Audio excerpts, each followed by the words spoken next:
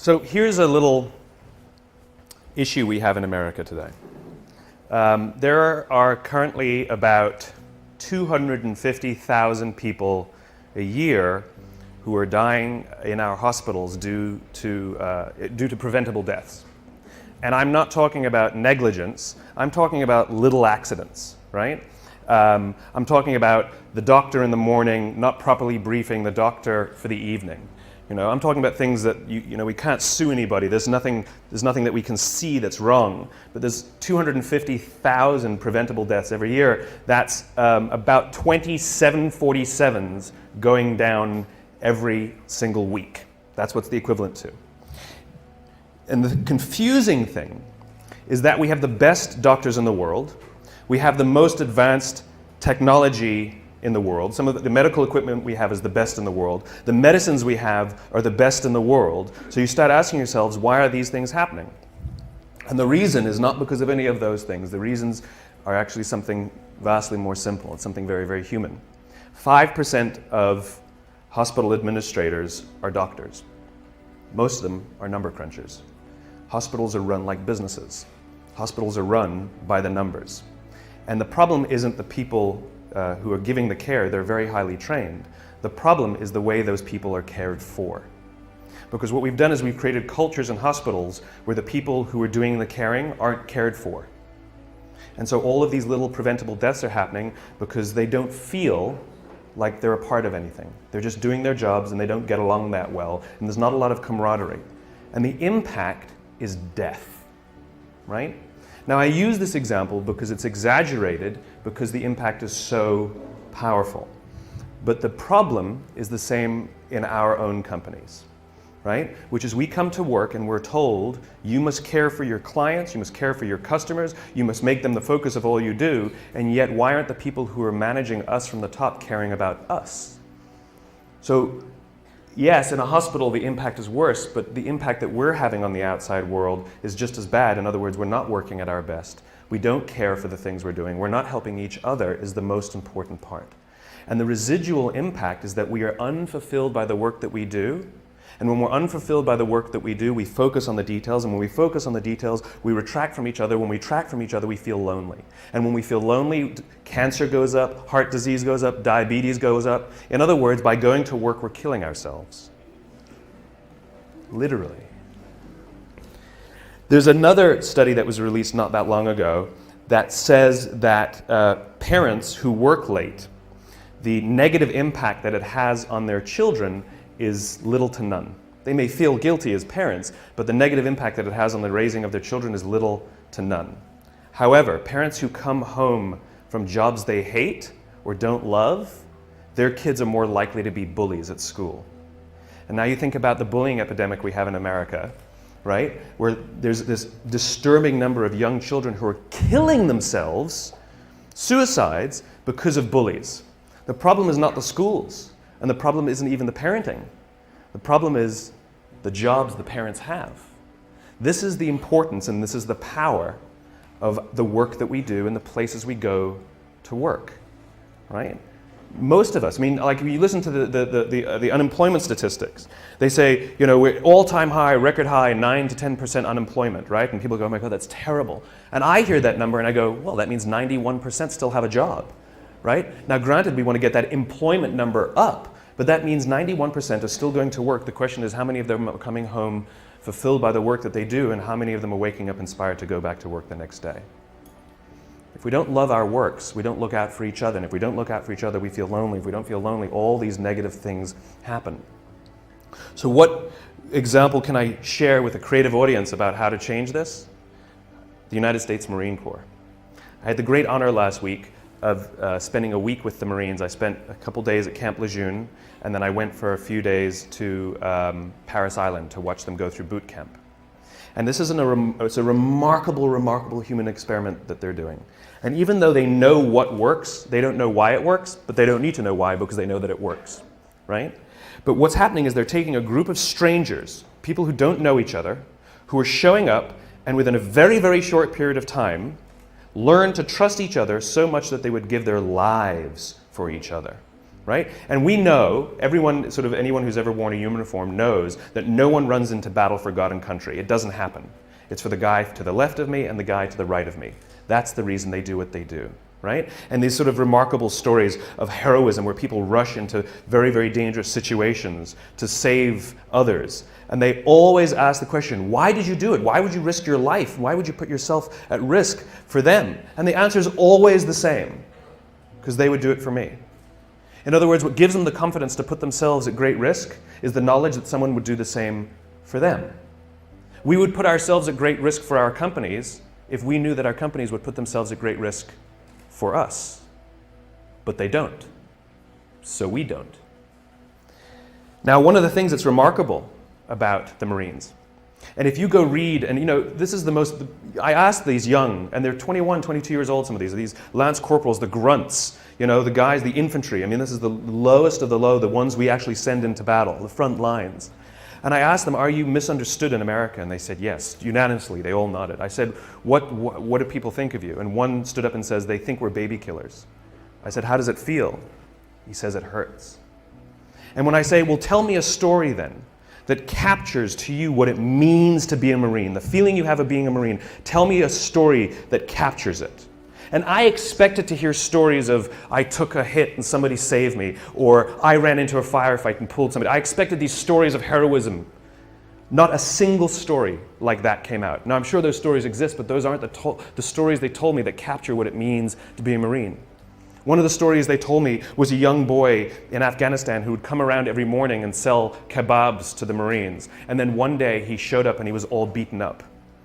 And he didn't go to his parents for help and he didn't go to his friends to help. He came to the Marines for help because he trusted them more than anyone else.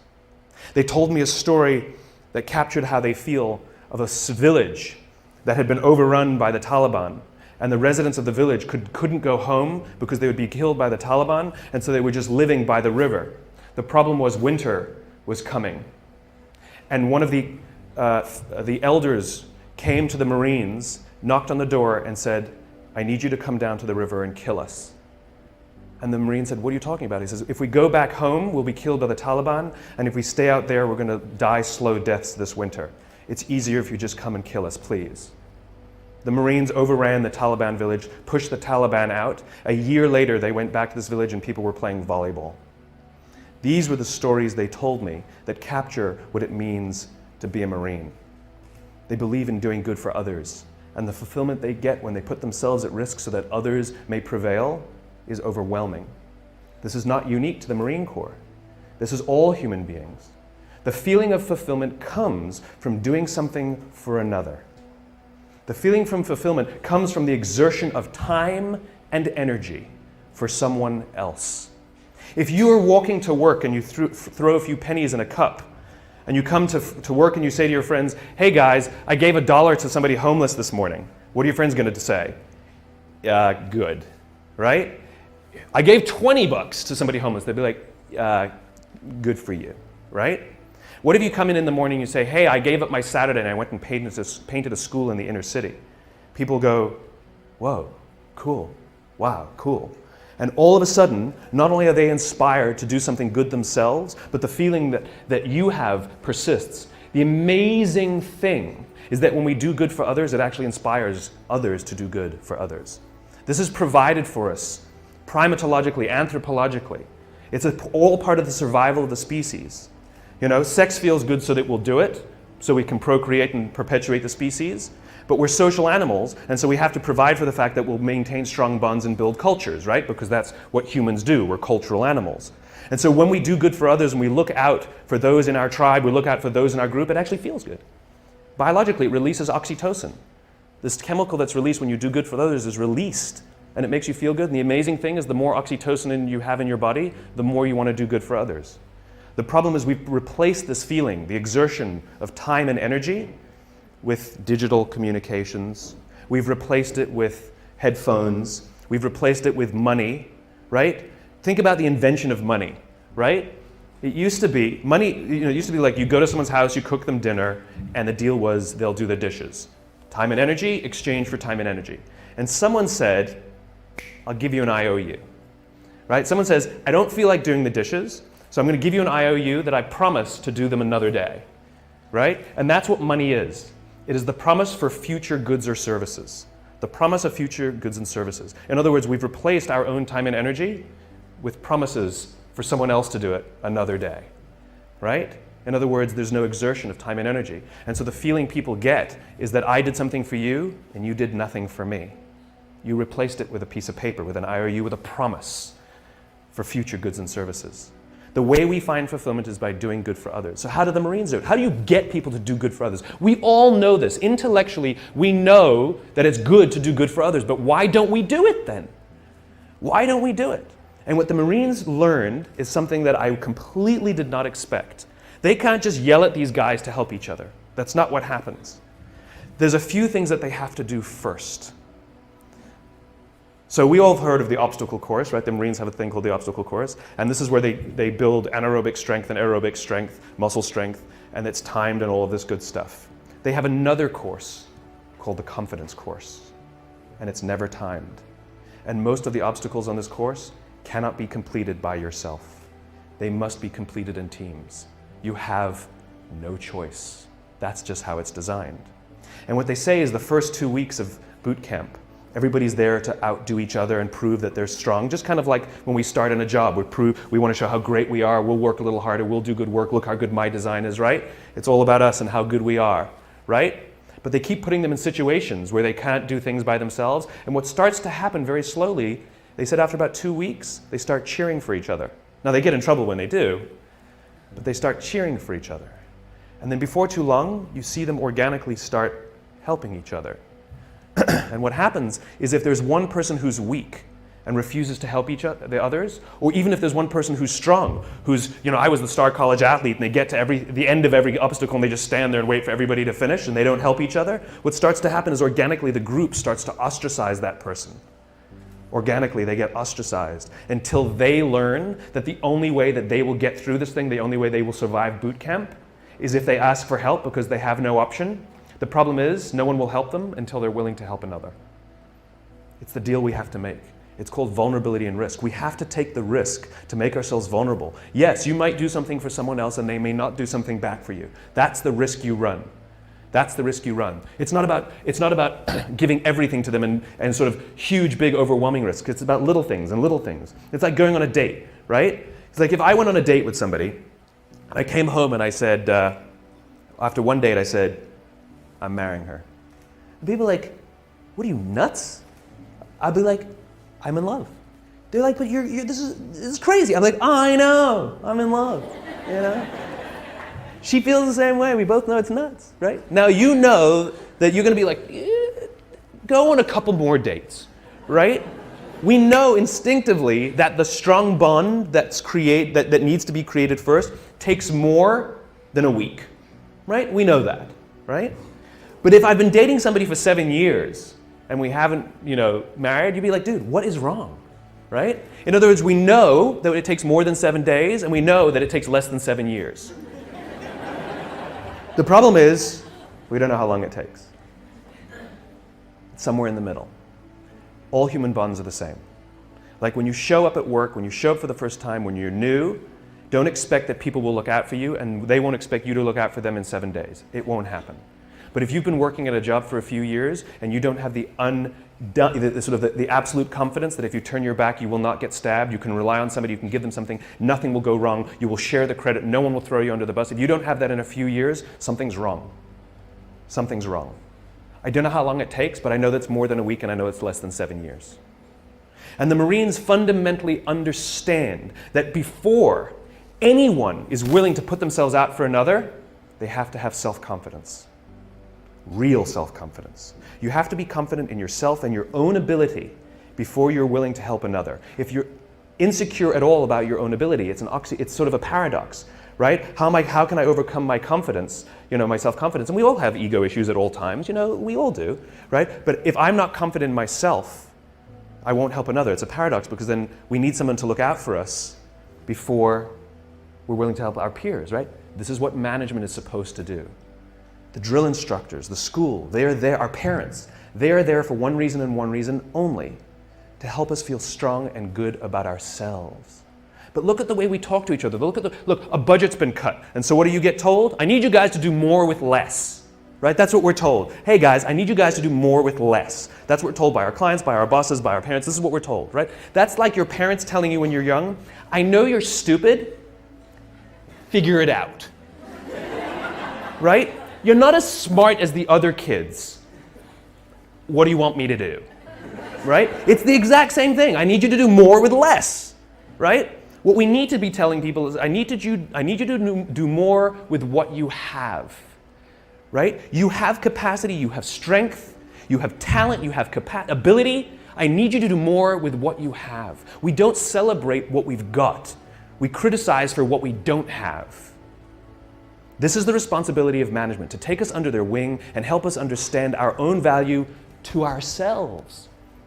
Close your eyes and think back to high school.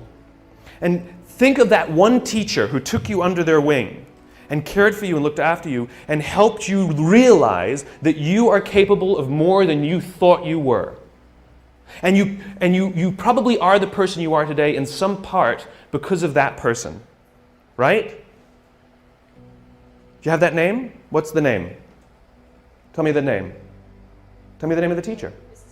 Okay, give me the name. Okay, I can point to anybody and you can tell me that name. Now tell me the names of all the other teachers you had that day. Can't remember them, can you? This is the power of those who teach us confidence. We will literally carry their names around with us for the rest of our lives. Wouldn't you want to be that person? Wouldn't you want to be the person that 20 years from now, 30 years from now, 40 years from now, I can do this exercise with somebody and they will tell me your name? This is the power of helping others realize their own strengths. This is what management and leadership is supposed to be doing. They're supposed to be caring for us and helping us realize our own value. And by the way, if you have anybody who reports to you or works for you, your responsibility is not to make them meet the deadline. Your responsibility is not to make sure that they do as you say. Your responsibility is to make sure that they understand their own strengths, their own value, and that they are way, way more talented than they think they are. And the only way they will learn that is if you put them in situations in which they can fail. And you hold them and you support them and you give them talent and you give them skills and you give them education and you watch their backs, and if they fall over you encourage them to get back up, and if they fall over you encourage them to get back up, and if they fall over you encourage them to get back up until they figure it out themselves. It's called confidence. It's your responsibility to help others find it, and it's others' responsibility to help you find yours. And the amazing thing is, as soon as you start feeling confident in your own ability, you naturally help each other. That's what happens. It's called trust. In the military, they give medals to people who are willing to sacrifice themselves so that others may gain. In business, we are willing to give bonuses to people who will sacrifice others so that we may gain. We have it backwards. And then we complain about how we don't love our jobs, and we complain about how the work is suffering, and we complain about how budgets are being cut, and we complain, and the first thing we do is blame each other and become more selfish and worry about my pay and my benefits and my this. And this is what happens. When we are unfulfilled, we look at the metrics and we say they're not good enough. When we are fulfilled, we don't care about the metrics. This is why when you have a job you love and you get a call that says, I'll offer you tons more money and great benefits, you're like, I'm not interested, I'm not interested, I'm not interested. I'm very happy here, but we'll give you more. That's not the reason I'm here.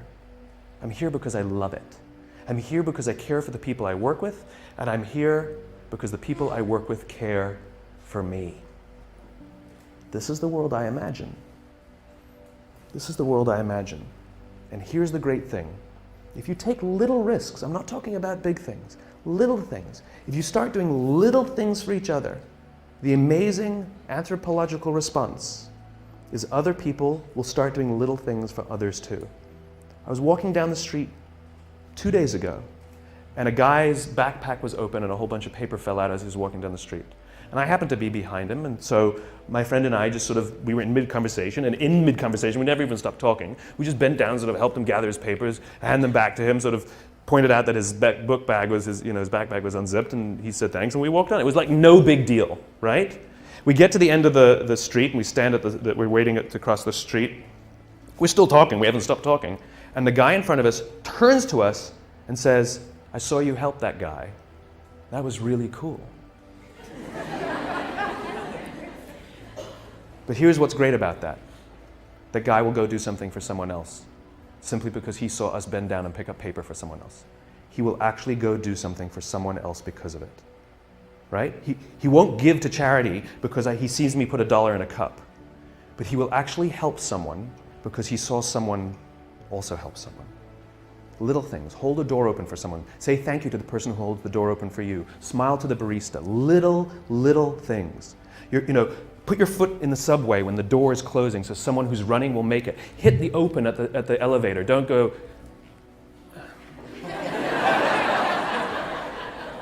Or pretend you didn't see. That's the best one. Oh, I would have if I saw. Sorry. Right? Do it. A little time and a little energy. And you'll find around work that people give a little time and a little energy back to you. And you'll give a little more time and a little more energy. You go for a coffee with someone. Then you go for a 2-hour coffee. Then you go for a coffee and a lunch. Then you go for a lunch and a dinner. Then you go for a dinner and a movie. And then you sleep over. And then you sleep over 2 nights. And then you go on holiday together. And eventually you get married. Right? It's slow. It takes time. And we can't rush it. If when we rush it, it's all fake. Do things for others and watch how much others do for you. Go get yourself a cup of coffee from the coffee machine in the morning. Make one for someone else. It takes a little extra time. It takes a little extra energy. That's the point. That's the point. And here's the best part. You will feel so good at the end of the day.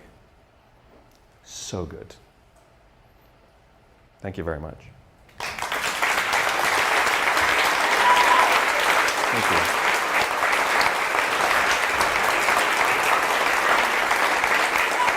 Thank you. It's a great question. How do you convince someone, what are the metrics? How do you convince a skeptical audience of this trust metric? You don't. You don't, right? You can't twist anybody's arm to do something that they don't want to do. And, the law of diffusion, which I obey, as much as I can, which is you don't need the majority, you need those people who believe what you believe. In other words, when you do some nice things for people, they may not do something nice back because they may be, we live in a world in which you do something for somebody, they think you want something from them, right? That's unfortunately the society we've created. But that's the risk that we keep taking. And I'm not saying you should keep doing it for somebody who keeps doing nothing and keeps sort of, crapping on you because of it. Then at some point you have to be like, all right, my bad, right? And you back off. I don't believe in helping everyone. I do not believe in it, right? This is not, let's do good for everyone on the planet. That's not what I'm talking about. Mother Teresa, who's the poster child for giving selflessly to all who need, at the end of her life started questioning the existence of God and, by the way, hated her life. Serious, okay? In other words, giving to others unabashedly is actually self-destructive. It doesn't help, right? And it's just like going on dates with people you don't like doesn't mean you'll eventually click and match, right? There's only one machine that I found that really accurately measures trust better than any other sort of metric. It's called a human being. It's really good at it, right? And so those feelings you get, trust them in one way or the other. It's the little risks, it's the butterflies, it's the unsure, it's the backwards and forwards, it's the dance, it's dating, it's the dance, it's the nerves it's that. So if there are cynical bastards at your office who don't get it, ignore them, don't worry about it. Because eventually you'll get enough and those people either come along or leave, or be pushed out. Ostracized, remember? When the group starts helping each other, they ostracize the ones who refuse to help, whether they're strong or whether they're weak. They get ostracized until they learn that they cannot survive without the help of others, and they learn that the only way others will help them is if they help the others, right? The order matters. The order matters. I just thought of something that sort of is pervasive in our sort of digital world. The order matters. Sort of speak honestly about what you want, right? If you are don't do things for people when you want something from them. Just ask them what you want from them. And I'll give you one little example. It's a funny little example. We've all received emails that go like this. Dear Simon. Well, you wouldn't get an email to Dear Simon, but I would. Dear, insert your name, right? Dear Simon, haven't seen you in years. Hope you're well. Congratulations on all you've been doing. It's really amazing. We should get coffee sometime. If you could do me a favor, if you could vote for me on this website, I'm hoping to win, some $1,000 prize for my design, blah, blah, blah. Hope you're well, talk to you soon. Kenny, right? We've all received an email like that. And how do we respond to it? Like, right? Now, what happens if you get the same email that goes like this? Dear Simon, I'm hoping you could vote for me on this website. I'm trying to win some $1,000 prize for my design. I haven't seen you in years. I hope you're really well. Congratulations on all that you've been doing. We should get a coffee sometime. Thanks, Kenny. Totally different. In other words, when we know why you're emailing and it comes first, it has a remarkable impact. We know that all those pleasantries are just buttering us up to get to what they want, right? But if you come right out with what you want, we're actually very grateful for the pleasantries, right? It's the same thing in human interaction. Don't give someone a cup of coffee if you need a favor back. Just ask them for the favor. It builds trust. I can't trust you every time you do something nice for me. I think you want something from me. I won't trust you. And this is what companies do to us, right? Well, we did this for you. Why won't you do this for us? That's not how it works.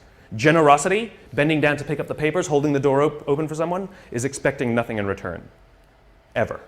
You do not give. This is what happens in new business, right? New business is built on relationships, and so we build the relationship until we're comfortable to ask for the business. In other words, you were only befriending me till the point you felt that I would let down my guard and you could ask me for something. The whole time you were just waiting for that time. It doesn't work that way. If you actually want to build relationships, you build relationships without wanting anything. And that's how you build trust.